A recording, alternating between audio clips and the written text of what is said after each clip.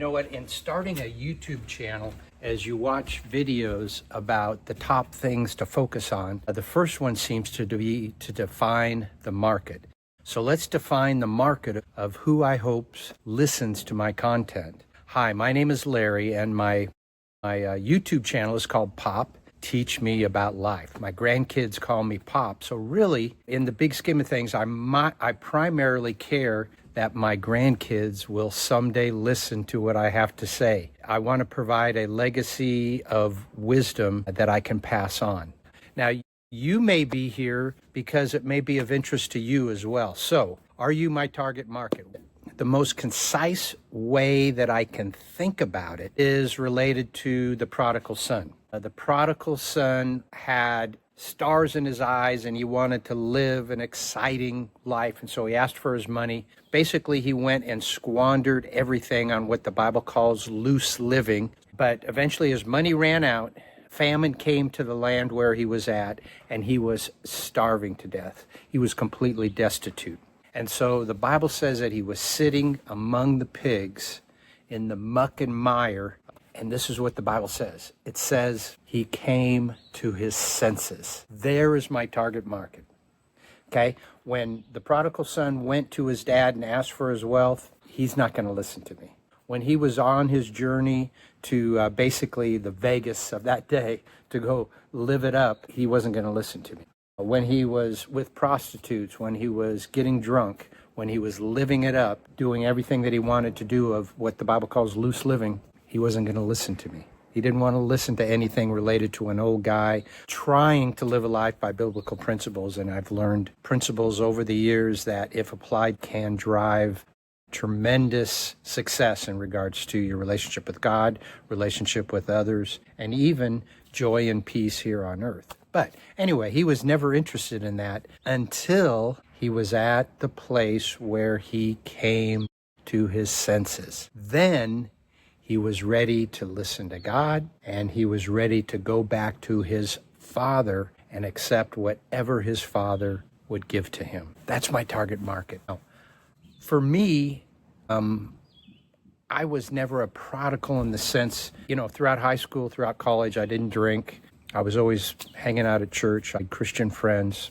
I studied to go in the ministry, Christian ministry. But when I graduated from Bible college with a degree in pastoral preaching, most people wouldn't look at me and think I was a prodigal. But what I was filled with was pride and arrogance.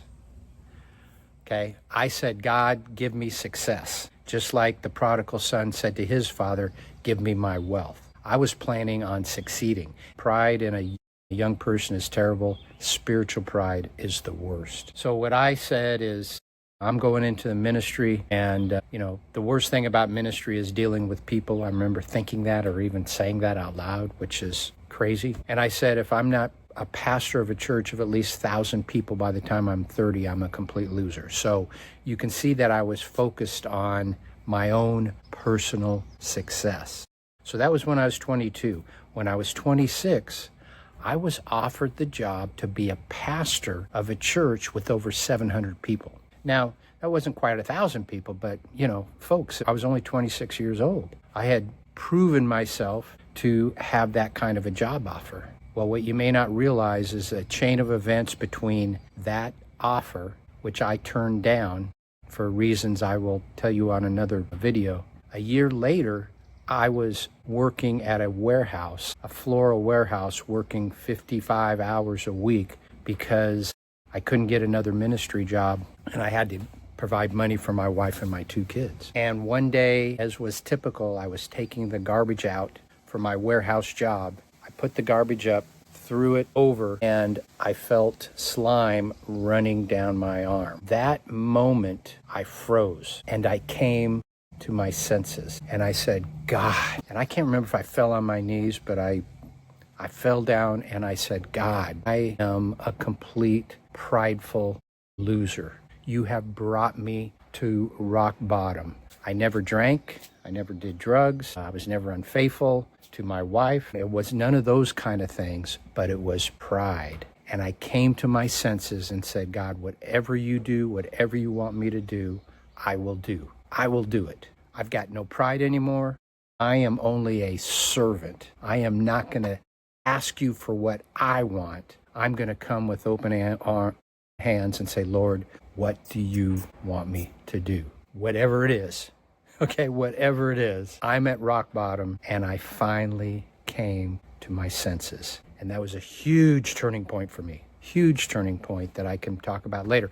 But my point is where are you at? Have you come to your senses? If you've listened this far, you most likely have to one degree or another. Well, if so, perhaps you'll want to subscribe and follow and share with me in some of the content as I share with my grandchildren the principles of living life to its fullest under the discipleship of Jesus Christ. Perhaps you'll be interested in some of the things that I say in the future. God bless you. I'll see you next time.